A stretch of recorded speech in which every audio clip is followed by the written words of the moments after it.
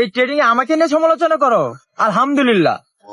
16 বছর ধরে পড়াশোনা করে 12,000 টাকা দামের চাকরি করতে হয়, আর ওইদিকে ঢাকার রিক্সাওয়ালা মামা।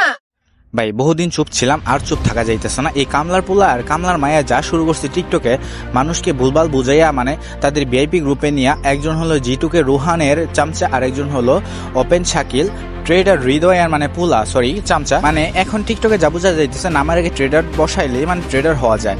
আর তারা মূলত প্রমোশন করে কিসের প্রমোশন করে? জুয়ার প্রমোশন করে। একজন হলো জিটুকে রুহানের প্রমোশন করে, আরেকজন হলো ট্রেডার হৃদয়ের প্রমোশন করে।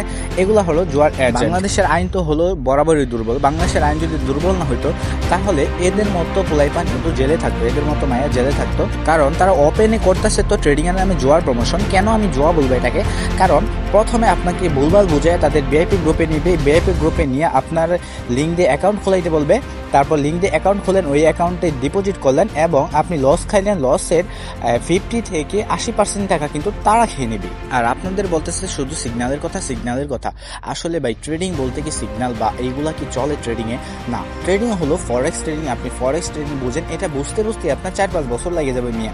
এত ট্রেডিংটা ইজি না, বুঝছেন? ট্রেডিংটা যদি ইজি হইতো তাহলে সবাই কোটিপতি হতো, বাংলাদেশে এত ঋণ থাকতো না, বাংলাদেশের মানুষ এত গরিব থাকতো না।